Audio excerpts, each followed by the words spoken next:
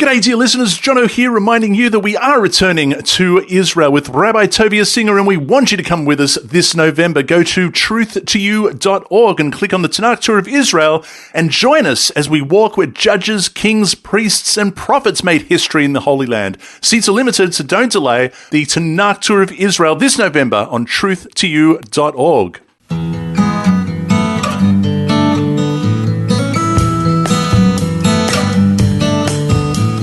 G'day, wherever you may be around the world, and thank you for your company once again on truth2you.org. That's truth2u.org. Joining me is the Director of Education and Counselling for Jews for Judaism in Canada. That's Jews for Judaism in Canada. The website is jewsforjudaism.ca. Jewsforjudaism.ca. Welcome back to the program, Rabbi Michael Skobac. Shalom, Jono, and you're still with the rolling R. Rabbi Michael Skobac. Love it. If you can do it, I reckon flaunt it. That's what I think.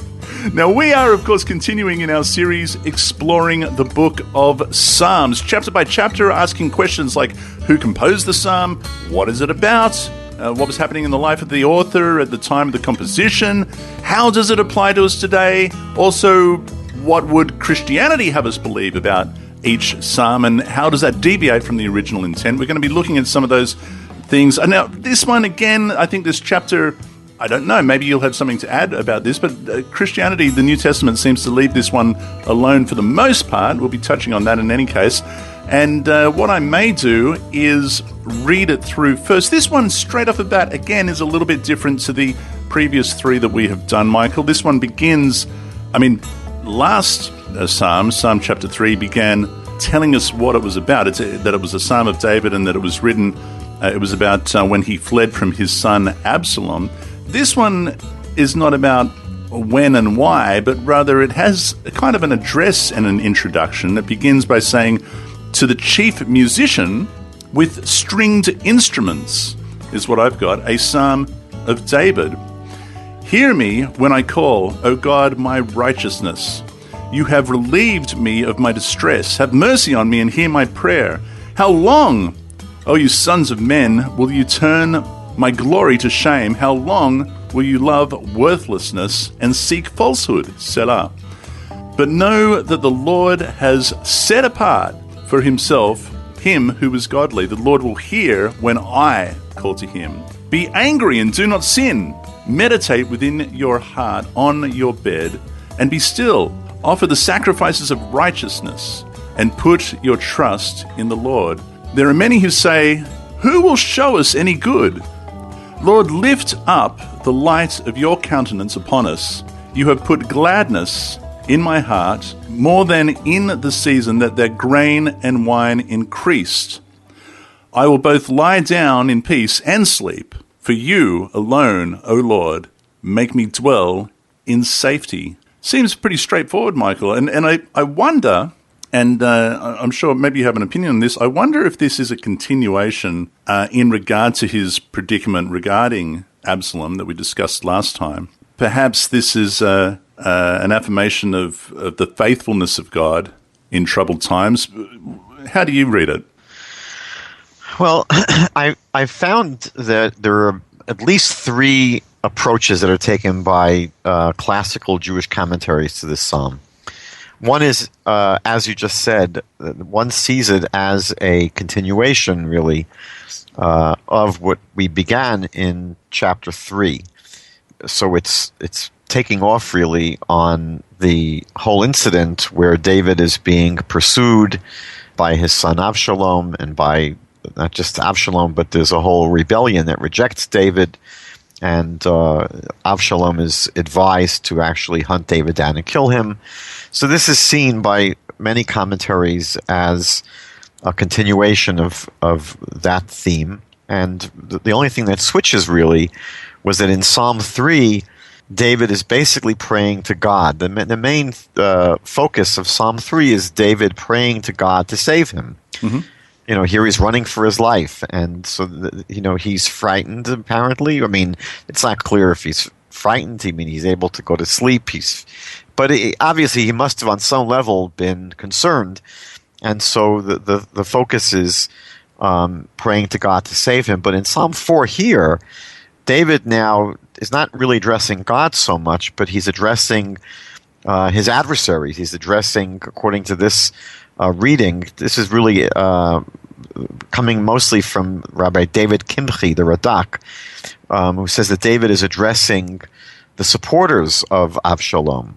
And in this psalm, he really questions their motives for joining the rebellion, and he really turns to give them reproof. So that becomes really, for the Radak, the context of this psalm, Psalm 4. But there's another very interesting approach, which is taken by the Malbim, and he has us look at a chapter in the second book of Samuel, the 21st chapter. And the 21st chapter in 2 Samuel begins mysteriously. It says, in the days of David, there was once a famine for 3 years. And year after year, David inquired of God. I guess he was trying to understand, why are we going through this national calamity of this huge famine? Mm-hmm.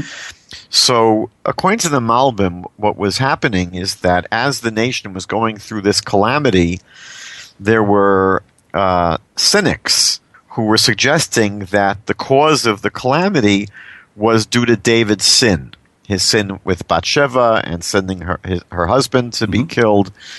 And so that's what's going on. Those are the people that David is addressing in this psalm. It's not the people who were trying to kill him and expel him from the being king. It's really the people who were questioning why this famine was taking place, and they were suggesting it was due to David's fault. Mm-hmm. And the chapter there goes on to say that God came to David and said, no, it's not your fault. God says it really is because of what King Saul did when he killed the Gibeonites. The Gibeonites, the Givonim, we saw back, I think, in the 9th chapter of Joshua. They were terrified of the people of Israel coming in and conquering the land of Canaan. Mm-hmm.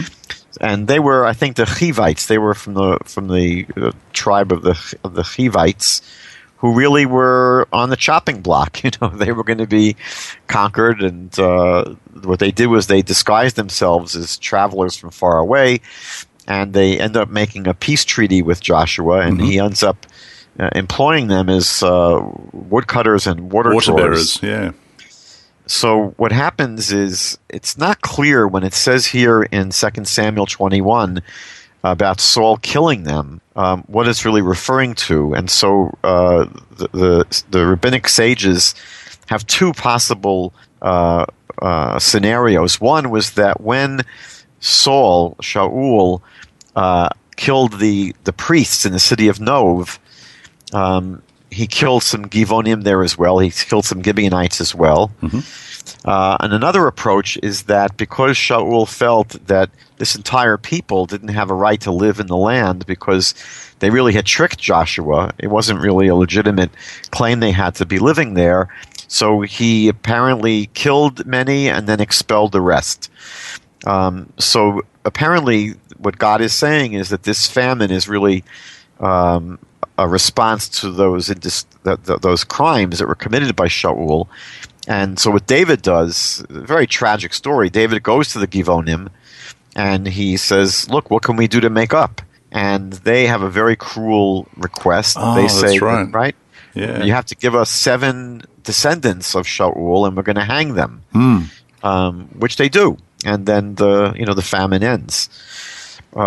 So according to the Malbim, that's really the context here, that before it became clear that the famine was due to the crimes of Shaul, people were blaming David for it. And so those are the people that are that David is addressing here in this chapter. And then the final approach that I saw, which I think is usually taken by more modern commentaries, is that this particular psalm was not really inspired by an event in David's life, and that it's really just a general reflection about being righteous and trusting in God, rather than being the kind of people that don't have trust in God, and they end up, because of that, using unscrupulous ways to acquire wealth, and they end up actually criticizing people who they believe naively do put their trust in God.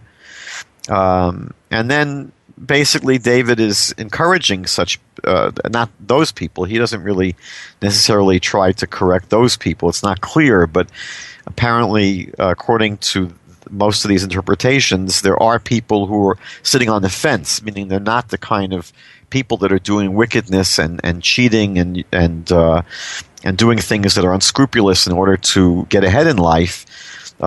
He's really addressing in the psalm people who really do seek to be good but don't necessarily have a clear path. And so David encourages them that true good and true pleasure in life really can only be had in having a relationship with God and being connected to God. And it's much more of a real pleasure and real security than having material goods like corn and wine. So rather than being a chapter that deals with an event in David's life, David is really speaking, about some general issue which affects human beings. How are we going to live our lives? So those are the three approaches that I've seen. What I probably would like to do, A, because it's the approach that you suggested, B, because it's usually considered to be the most standard Jewish approach, is to really see Psalm 4 as a continuation of Psalm 3. I think there are also textual clues as to the likelihood of linking these two chapters. There does seem to be some parallels. And it does make me wonder because with verse 2, how long, O you sons of men, will you turn my glory to shame?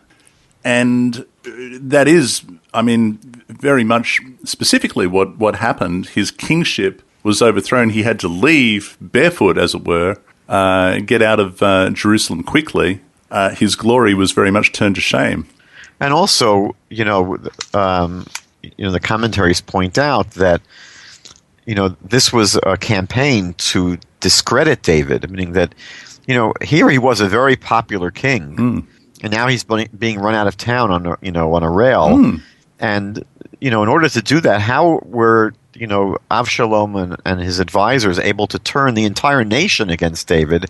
So a large part of it was to discredit David, to attack his character, to seek scandals. It's almost like the American election going on now. Right. You have to really spend your time slamming your opponents. So a lot of the trouble he had were all these attacks upon his character.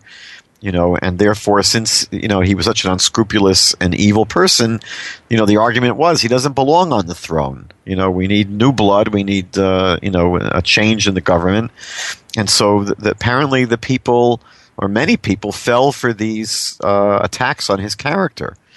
If I could just go back for a moment, the chapter begins with a very, we'll see throughout the book of Psalms, it comes up 55 times that the psalm will begin with this word lam natseach, which I think you had as a translation for the conductor. Yeah, I've got to the chief musician with stringed instruments. So that's the word binginot. Binginot would be stringed instruments, but the first word is lam natseach, which is usually translated as for the conductor, meaning that we know that these psalms were played in the temple on instruments and they were sung by the Levites. So this, not just this psalm, 55 psalms begin with this very same word. So it's some kind of indication that there are going to be instructions for the conductor and for the musical director and the singers. But what's interesting is the etymology of the word. Lam natseach comes from the word netzach, which has two possible meanings. Netzach means eternity and eternal, and it also means victory. And so some of the commentaries point out that one possibility here is that through the inspiration of this music, there's going to be an appeal to ultimately be victorious through following the message of this psalm. That there'll be victory to not just David, but to anyone who follows the message of this psalm. Or it's seen as a way of addressing the eternal one, meaning that the word Netzach means eternal. So Lam Natseach means really to the eternal one. And what does the eternal one do? That's the Almighty God. He can cause victory. And so really, this is almost not a double entendre, it's a triple entendre, that the same word that refers to the musical conductor really also refers to the Almighty and to what the Almighty will bring about, which is a good resolution for whatever the psalm is dealing with, or a victory for David. Mm-hmm. Now, if we can go on to the next verse, I don't know, in a Jewish Bible, verse 2 says, "When I called out to you, God answered me, my righteousness." So the language here is interesting. The word that is used for to relieve my distress. So it's the word hirchavti, or hirchavta, which means to widen. Literally, it's from the word wide. Mm-hmm. And so it's interesting that the word for distress here is batsar. Now you'll hear in the word tsar, you find it in the word Mitzrayim. Mitzrayim, Egypt, comes from this word tsar, and tsar literally means narrow or constricted. And so, Mitzrayim is really a place where the Israelites were constricted. It was a place that was choking them and crushing them. And so, in general, we speak about our difficulties as we're in a very narrow place, a place of constriction, a place where we're not free. And so the resolution is through widening. You're sort of loosening the grip, and you have more space. And the commentaries point out that one of the messages here is that David is saying that not only did you relieve me of my distress, that you relieved me of my difficulties, but really, it's through my difficulties you widened me, meaning I was able to grow through these difficulties. So even though I went through so many things that were difficult, David says, it's not only that he's saying here that God took off the pressure, but that God widened me. I was able to become a bigger person. I think, if I'm not mistaken, remember there was a book years ago that was the most popular book in the Christian world. It was the Prayer of Jabez, rings a bell, yeah. Jabez, yeah. It was it's I think 5 or 6 verses in the Book of Chronicles. And it was really actually a wonderful book where the author, I think his name was Wilkerson, just took the 5 or 6 words in this prayer of Jabez, and he expounded upon them. But I think one of the lines in that prayer was he's seeking God to widen his territory, to expand his territory. And so what David is saying here is that in my prayers to you, God, I was obviously praying when I was in difficult straits and in crushing difficulties. You relieved me, number one, but number two, which is really the more important thing, David is saying that I became a greater person, a bigger person. They always say in a gym, if you want to grow your muscles, you have to overcome resistance. Mm-hmm. So in life, when we overcome difficulties and we navigate these kind of problems, we grow through that. And so he goes on to, as you pointed out, after he has this encounter with God, and he says that God answers his prayers, and God was gracious to me in the response to my prayers. David now has been strengthened by these prayers, and he now turns and he faces his adversaries, and he addresses them. Yeah, yeah, and so you're right. He doesn't go on and continue praying. He basically says, as a statement of fact here, he says, "Look, I prayed, and God answered me, and God helped me, and now I'm strengthened by that." So he now does something which is different than Psalm 3. In Psalm 3, he was praying for relief from these adversaries, and now he's actually turning towards them, and he's criticizing them. And again, according to the approach that we're taking, that these are the supporters of Avshalom and the rebellion. So he says to them, how long are you going to put my honor to shame? So, as we said, not only are they attacking him, but they're attacking his character in order to turn people against him. And his position specifically. Exactly. And he says, not only are you attacking my character, he says he criticizes them by saying that you love vanity, that you're loving vanity, meaning he's saying to them, your entire enterprise is going to come to nothing. What are you doing? You're supporting someone who God didn't choose. So you're on this road that's going nowhere. So he's saying, number one, you're sort of reveling in this unfair treatment of me, and it's all for the service of some kind of a cause which is just going to come to, it's a vain effort. Nothing is going to really come of this rebellion. And he says that in doing it, you seek deception and falsehood, meaning that you're looking not just to find dirt on me, you're going to try to make up false reports about me. Right? You're seeking to come up with things that are just falsehood altogether. It's interesting that some of the commentaries point out that he may be referring to, or maybe not referring to it, but maybe an example of this, of being false and deceptive, was from 1 Samuel chapter 23, when David is hiding out with the people of Ziph, the Ziphim, and apparently they displayed some friendship to David. They took him in, but secretly behind his back they betrayed him to Shaul. So he definitely was putting up with people throughout his entire life that were being deceptive in their dealings with him. So in verse 4, I shouldn't say verse 4, the next verse, because I'm not sure if everyone's on the same page. Yeah, it's verse 3 in the Christian translation, verse 4 in the Hebrew. It says, but know, and he's still addressing them, right? He says, but know that the Lord, has set apart for himself him who is godly. I'd be interested to see what you've got there. That's more or less what it's saying. It's saying that he says to the adversaries, to his adversaries, you should know that God has distinguished. Really, the word in Hebrew really means distinguished, his devoted one, and to himself. God has really, distinguished his devoted one to himself, and obviously that's referring to David. The Hebrew word here is chasid, a chasid, really a pious one, a devoted one.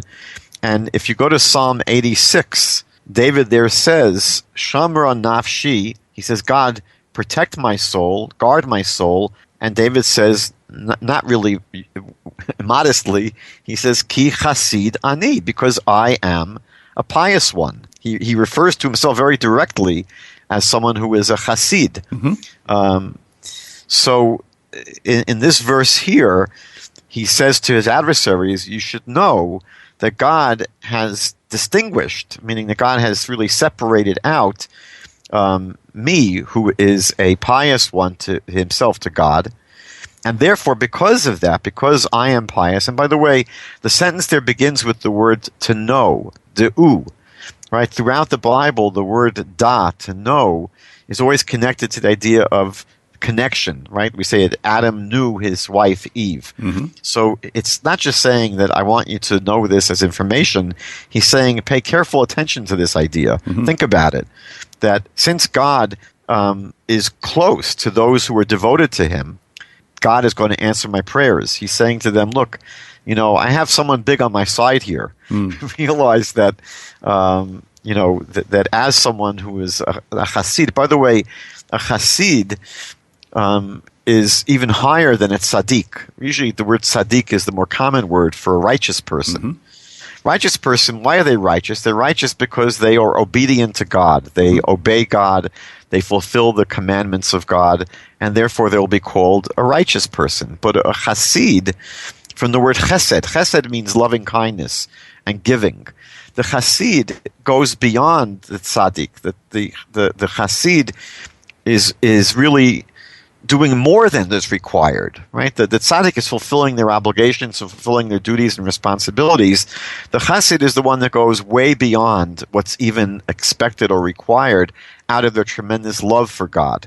So he's saying that you have to realize, he says to them, who you're dealing with. You're dealing with someone who has a very tight relationship with God, and therefore he's certainly going to answer my prayers. And what happens at this time, right now, after this verse, he's been basically rebuking them. He's been telling them that they're unfair, they're treating him unfairly, they're backing a ridiculous cause. He's been really yelling at them and rebuking them. But now, at this point in the psalm, he again changes his tone. It's very interesting now. The tone changes, but is this next verse still addressing the sons of men that have turned his glory to shame? Is he still talking to them in this verse? It's very interesting. In the translation I've got, be angry and do not sin. Meditate within your heart on your bed and be still. Is he saying, hey, what I've just told you, think about it. You're not going to win this war.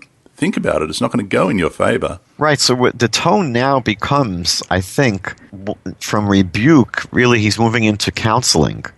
He's really trying to help them. It's a subtle change, that there are people who, out of their anger will rebuke people. He was afraid of them in Psalm 3. He was terrified and he had to, pray to be safe. And then in Psalm 4, he begins to now, look at them and accuse them. He's accusing them of being, immoral and wicked. But now he's really moving from rebuking them to trying to help them. And we're going to see as the psalm moves along, he's going to become more and more conciliatory and actually more loving towards them. So here in this verse, he says, look, the Hebrew words here are pretty strong. Rigzu, the first word, means to be agitated or to be trembling. He's saying that you should be trembling and don't sin. And he says that you should be saying to yourself or reflect to yourselves in your heart when you're sleeping. That's the time when a person could really think, when they're going to sleep and, there's nothing else to do. You're lying in bed with your own thoughts. And he's advising them to spend that time when they're lying in bed to really think, to commune with yourself, to commune with your heart. Really, it's imru bilvavchem, to say to your hearts. And he's asking them, he's pleading with them really to spend some time in self-reflection. And he's encouraging them to use that time to really think clearly about their actions and about their motivations. Why are you doing what you're doing? And he ends the sentence by saying "V'domu," and you should be still. It's usually translated as "be silent," but the word is more than the word of silent in Hebrew is shtika, lishtok. Domu really, it's almost like there's a word for inanimate objects, domain. He's really encouraging to sort of basically cease and desist. He's saying that if you really think about what you're doing. He's not saying you should be quiet. He's saying you should be just still. You should just stop what you're doing. Stop in your tracks. I wonder if he's also, do you think it'd be fair also to think that perhaps he's saying, it's okay, be angry. Okay, so you don't agree with me. You don't have to agree with me on everything, but don't sin by trying to overthrow me. You have to understand that God has put me in this position. You have to understand that God is on my side. By all means, it's up. If you want to disagree, if you're angry about something, fine, but don't sin. And then he says, meditate within your heart, as if to say, come on, be honest with yourself. Think about this and may common sense prevail. Is that fair? Well, I think it's one way of looking at it. But, it's interesting that what we're going to see in the coming verses is that David is going to question their motivations, meaning that really, at the end of the day, why would they be angry at David? What do they have against him? And what he's going to be exposing is that they were not even sincere in their backing of Avshalom. It's not as if they had some political agenda. He's going to be really suggesting that, especially the people at the top of the rebellion, they had their own personal agendas. They had their own personal ambitions or their own personal greed. And they were just using this rebellion as a way of advancing their own personal goals. Yep. So it's not as if they had a legitimate issue with David. They were basically jumping on this bandwagon because they see an opportunity. Exactly. Yeah. So there's nothing really to be angry with him about. So he's pleading with them to really think about what are you doing? Why are you doing it? It's ridiculous. And as you said, God chose me. So if you're really opposing me, you're opposing God, and that's not going to end well. So he asks them now, again, it really, I see the tone as pleading. He's saying you should be righteous, right? You should offer up sacrifices of righteousness.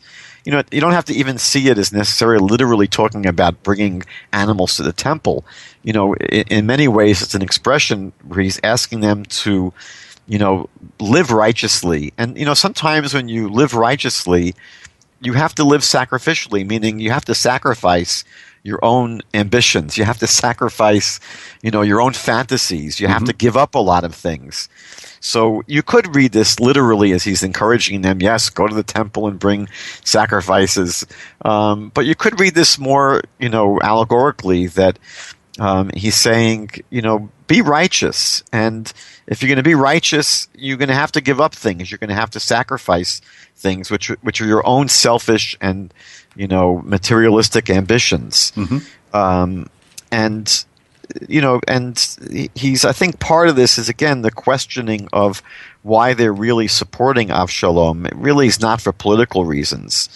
And again, he's saying that if you're going to bring sacrifices, realize that, as the Bible says repeatedly, that the sacrifice by itself is not going to do anything, right? Don't think that you're going to be able to sort of just turn the tide here by bringing sacrifices. He's saying he's emphasizing they have to be sacrifices that are accompanied by living righteously. You have to really you have to have a change of heart. You have to become people that are now righteous.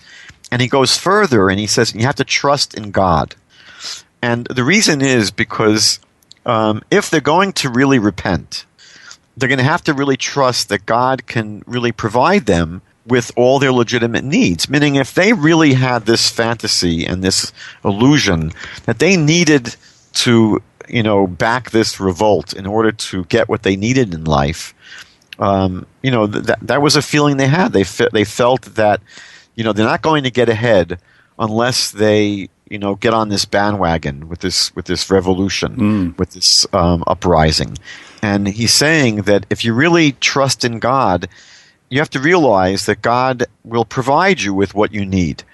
And so he's really saying that, all of your jealousies, the question will be, we'll get to this in a minute, what were they jealous of, these people? But whatever their jealousies were, if a person has true faith in God, the jealousies sort of melt away because, the jealous person is someone who doesn't really trust that God is looking out for their best interests. So he's encouraging them to really, develop trust in God, and they'll find that all these concerns they had that were moving them to live unrighteously and really in an evil way will melt.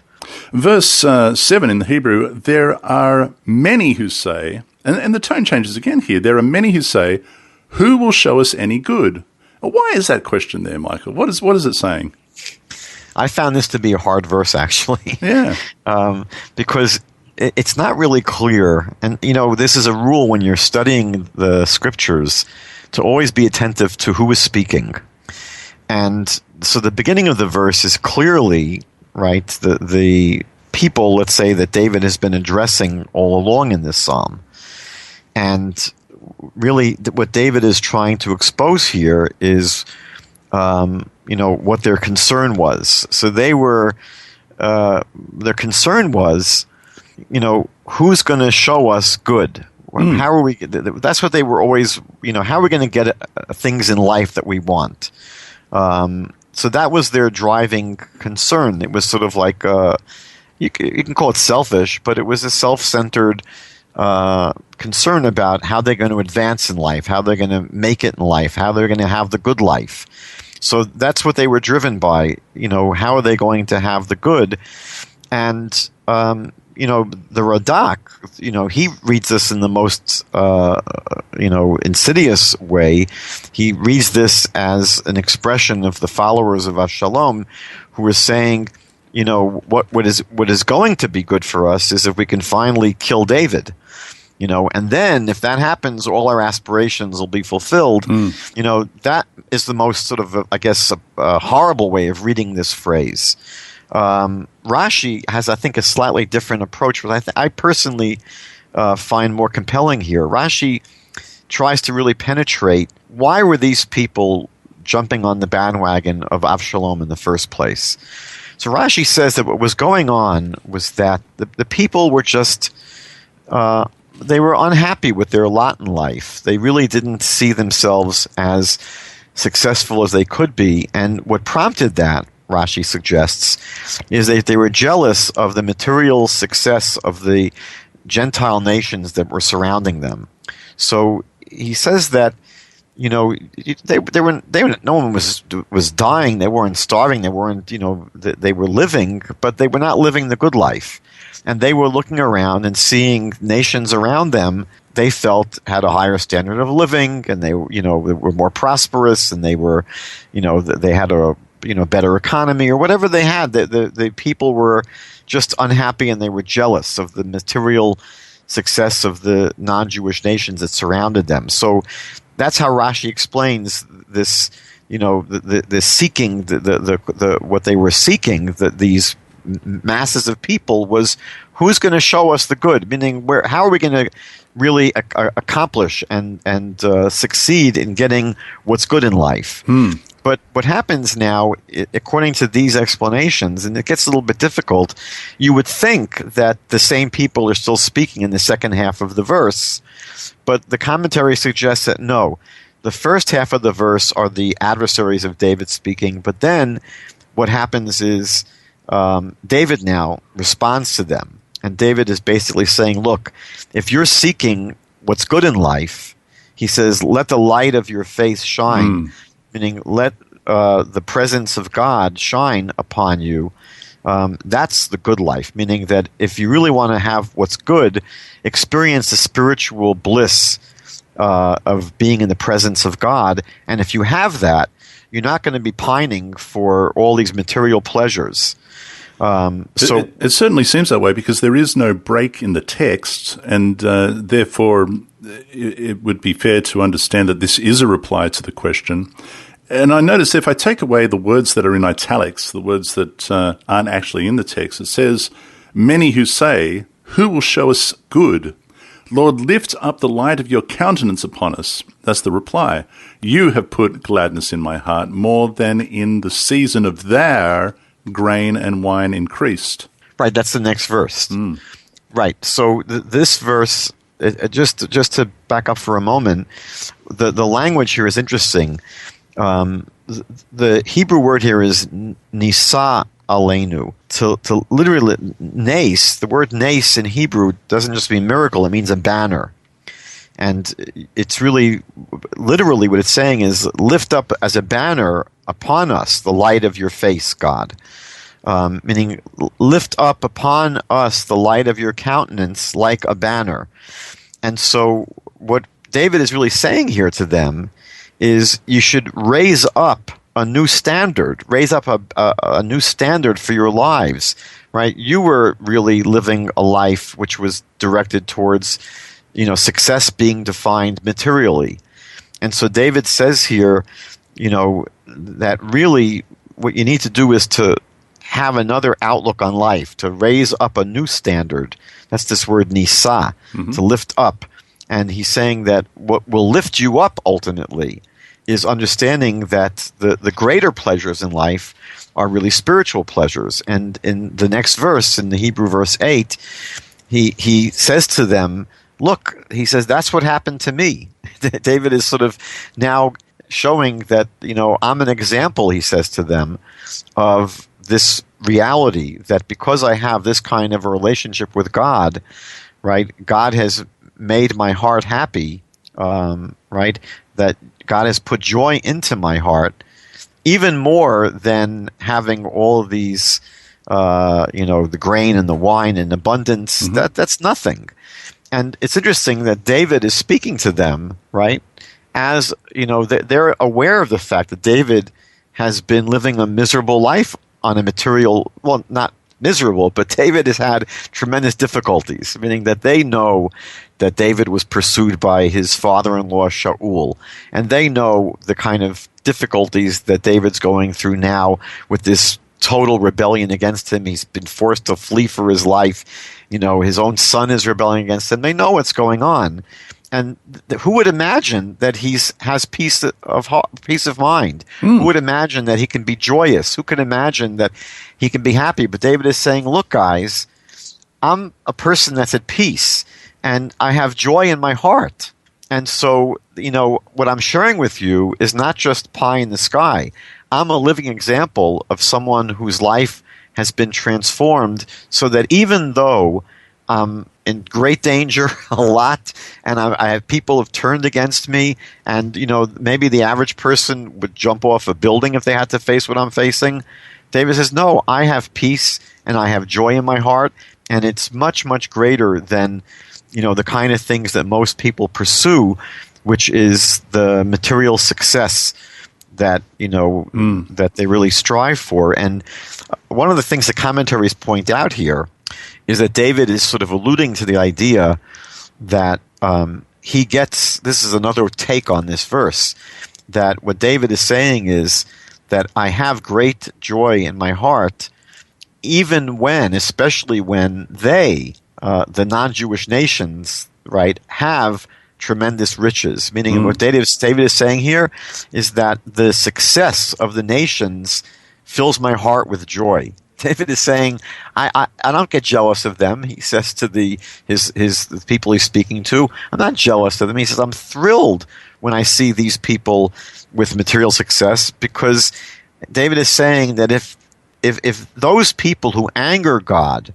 are being blessed, then obviously those people who love God and live according to his will all the more so be blessed. Meaning, he's saying to these people, look, you're going to have everything. You're going to have a relationship with God which will ultimately lead to the fulfillment of all your desires, because here you see even these pagan nations that don't worship God and they worship idols, they have material success.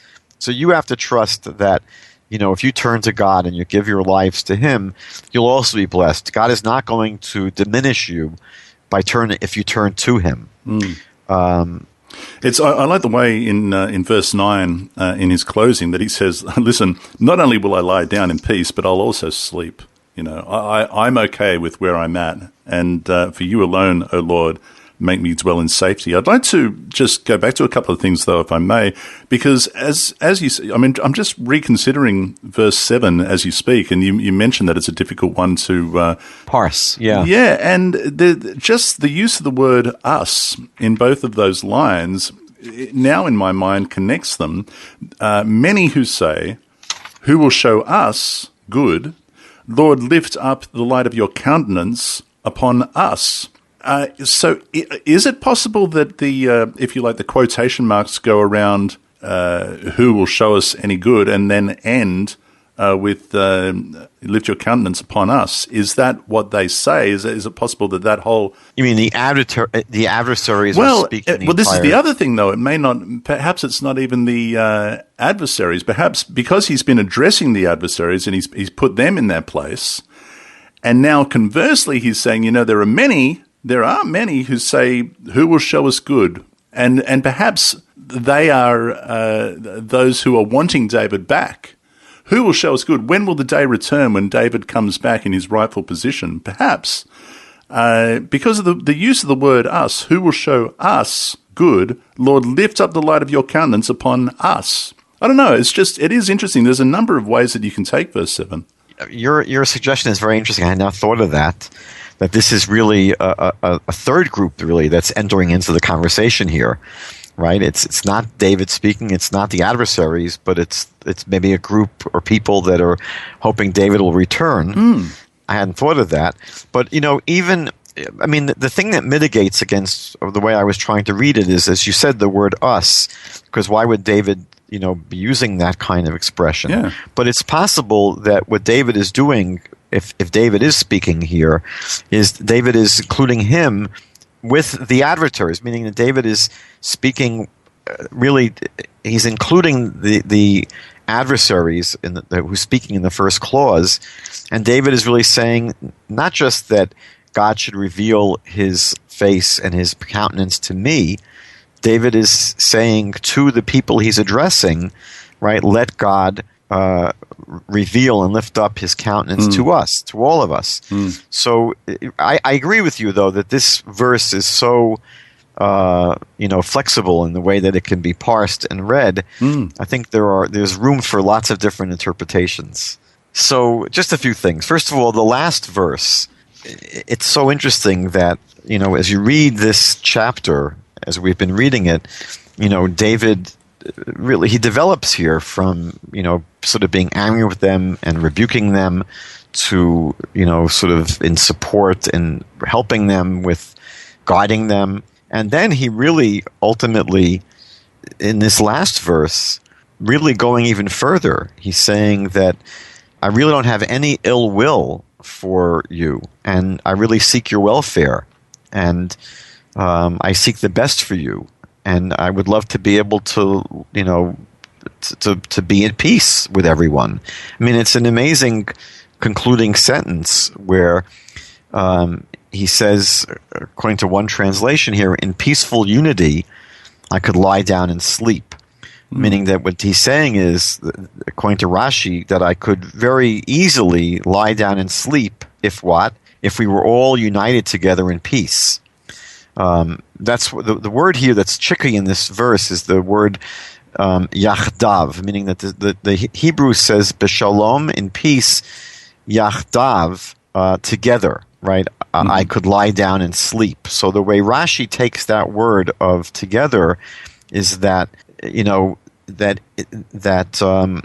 I could lie down and sleep if what?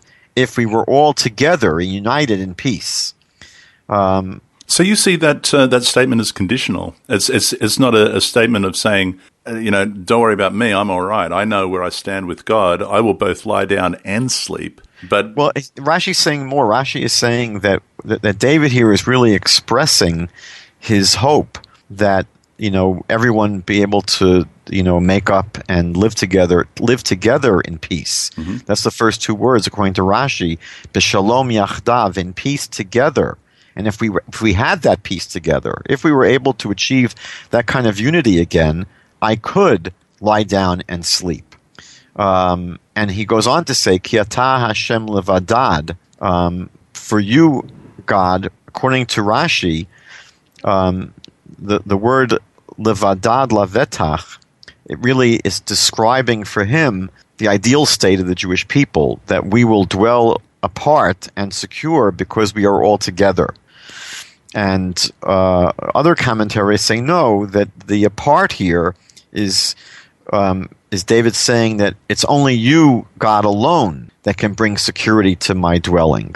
So there are two ways of looking at this phrase, that either it's a description of the ideal state of the Jewish people, that we will be dwelling apart from everyone else and alone as a separate nation. We will, that's a phrase that comes up many times in the Bible, that we're a nation that dwells apart. But according to the Radak, the word apart here and alone is really saying that it's only God that can bring this kind of security to us as a people. But really, I think the emotion here and the sort of the emotional valence of this verse is really sort of stepping up what's been happening in the psalm, that it goes from angry rebuke to counseling to helping people move along the path of rehabilitation to really at the end a prayer for unity, and that we should be together. Because a lot of people, look, in David's position, he could have been willing to rebuke people and even help them repent, but he could have had ill feelings toward them and say, look, I wish you guys well, but I don't want much to do with you. He's going further. He's saying, not only did I want you to repent and for you to restore your relationships with God and live a good life and have a nice life, goodbye, he's saying, but I want to be with you. I want to be together with you in peace.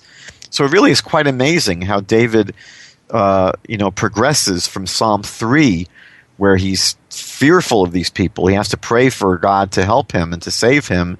Where in chapter 4, David is confronting them, and he's counseling them, and he's helping them, and he ultimately ends by saying, I really desire nothing more than to live together with you.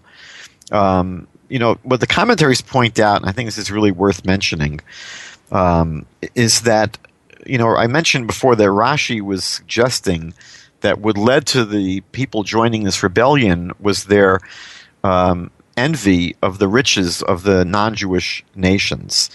And the commentaries point out that what David is really appealing to is for them to give up their concept of monarchy, which is not appropriate, meaning that if we go back to the original demands the Jewish people had for a king, this is in 1 Samuel chapter 8, when they were clamoring for a king. What did they say? They said, we want to be like all the other nations. Ni kechol hagoyim. That they said they wanted a king because they wanted to be like all the other nations. And that was not acceptable to even God. more than that, give us a king like the other nations. Exactly. Right? That was their motivation for having a king. All the other nations have a king. We want a king like the other nations have a king. And, basically what Samuel says and what God basically says is that, no, that's not the purpose of a king. That what David is really saying is that concept of the kingship didn't work. We saw that Shaul, his reign didn't last. He wasn't able to really have a secure kingdom. God didn't approve of it. And what David's monarchy was able to emphasize, this was the main contribution of David, was that the king in the Jewish biblical construct or model, the king is mainly a representative of God. The king is not supposed to be, the one that's going to somehow bring honor and glory to the people. It's interesting that the followers of Avshalom were really reverting to this prior concept of a non-Jewish view of monarchy. Because what did it say about Avshalom? He had beautiful looks, and he had 50 runners that were going with his chariots, meaning they saw had incredible power. Hair. Yes, he was. but the thing is, he radiated strength and power. And they saw, glory. They saw, meaning that it was honor. It was that. But this is a king like the nations. In those days, a king of the nations were ascribed a sense of deity. And when God appointed Saul, God specifically referred to Saul as a commander. But he said to Samuel, they haven't rejected you, they've rejected me from being king over them because they want a king like the nations, someone who's going to be almost divine to them or ascribe some form of deity within a man. That's what they're looking towards. And what I'm telling you is that, tell them they can have it, but I'm giving them Saul, and he's a commander over the people. Yeah, and when you say that by asking for that kind of a king, they're rejecting me, God, what they're really saying is that your interest is not in serving me. You want to serve yourselves. You're looking for your own agenda. You're looking for your own. You think that somehow having this kind of a powerful king is going to lead you to being a powerful country, a powerful nation. You'll be able to lord yourselves over other people. You'll be able to, have more power and more glory and more riches and more honor and more wealth. And so if that's what's important to you, obviously, serving God is not that important to you. So what David is really pleading for here is that they go back to understanding that the whole purpose of the kingship is to help people. The king is really a representative of God that's trying to lead the people to having a relationship with God, where that's the most important thing. So really what he's saying to them is that, their security ultimately is only going to be in God, not in the majesty of kings, not in some good-looking young hunk, with long hair and, good looks, and, he's got fancy, motorcade that's following around. You're going for the glitz and you're going for the bling. And what David is saying is, no, we have to dwell apart as a nation that's apart from these foreign influences. We don't want to necessarily lead our country like everyone else in the world, where those are the most important things.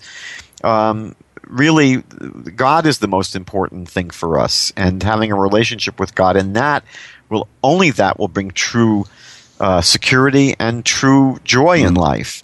And so, to me, the beautiful thing about these two Psalms, chapters 3 and 4, is that you see David himself is going through this progression where he meets, people that are trying to really betray him and threaten him in the third Psalm, to really him empathizing with them, feeling for them and really trying to help them and ultimately forgiving them and, hoping that one day they'll be able to restore their relationship.